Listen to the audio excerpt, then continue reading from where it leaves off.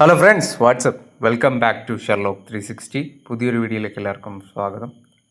അപ്പോൾ നമ്മളിന്ന് സൺഡേ വ്ളോഗിൽ നമ്മുടെ ഡോഗിനെയും പപ്പീനെയും പറ്റി മാത്രമാണ് നമ്മളിന്ന് സംസാരിക്കുന്നത്. എന്തുകൊണ്ടാണ് തെരുവ് നായ്ക്കളുടെ ശല്യം സൊസൈറ്റിയിൽ കൂടിക്കൂടി വരുന്നത്?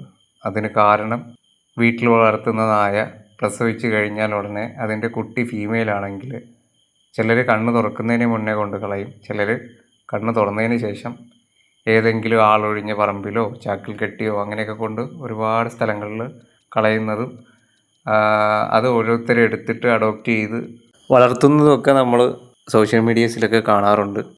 ശരിക്കും പറഞ്ഞാൽ നമ്മുടെ ഡോഗ് ഫീമെയിൽ ഡോഗായിരുന്നു. എനിക്ക് ഇതേപോലെ ഒരു 2 മാസം 3 മാസം പ്രായമുള്ളപ്പോൾ ചവറ ശങ്കരമംഗലം ആ ഒരു ഏരിയയിൽ നിന്നാണ് എനിക്ക് നമ്മുടെ ഈ ഡോഗിനെ കിട്ടുന്നത്. ഇപ്പോൾ ഈ ഒരു സെപ്റ്റംബർ 2026 ആകുമ്പോൾ എനിക്ക് ഈ ഡോഗിനെ കിട്ടിയിട്ട് 1 വർഷമാവും. ഇപ്പോൾ അത് ഒരു നാടൻ ഡോഗുമായിട്ട് ക്രോസ് ബ്രീഡായിട്ട് അതിനൊരു കുട്ടിയായിട്ടുണ്ട്. അപ്പോൾ അതിപ്പോൾ 1 മന്ത് ആകാറായി, കംപ്ലീറ്റ് ആകാറായി. അത് മെയിൽ പപ്പിയാണ്. ഇതിനെ ഒരിക്കലും ഞാൻ കൊണ്ടുവന്ന് വഴിയിൽ ഉപേക്ഷിക്കുകയോ അങ്ങനെയൊന്നും ഞാൻ ചെയ്യില്ല. തെരുവ് നായ്ക്കളുടെ ശല്യം കാരണം ആൾക്കാർ വേവിടിച്ച് മരിക്കുന്നു, കുട്ടികൾക്ക് ഏൽക്കുന്നു. ഇതുപോലുള്ള കുറേ കാര്യങ്ങൾ നമ്മുടെ സമൂഹത്തിൽ നടക്കുന്നുണ്ട്. ഈ തെരുവ് നായ്ക്കളൊന്നും ഒറ്റ സുപ്രഭാതത്തിൽ പൊട്ടിമുളച്ച് തെരുവിലേക്ക് ഇറങ്ങി വരുന്നവരല്ല. ഇതുപോലെ പലരും, അതായത് ഇരുകാലികളായിട്ടുള്ള മനുഷ്യർ തന്നെയാണ് ഈ നാൽക്കാലി കുഞ്ഞുങ്ങളെ കൊണ്ടുവന്ന് തെരുവിൽ കളഞ്ഞ് അതവരവിടെ കിടന്ന് വളർന്ന് വലുതായി ബ്രീഡായി കുഞ്ഞുങ്ങളായി തെരുവിന് ശല്യമായിട്ട് മാറുന്നത് അങ്ങനെയാണ്.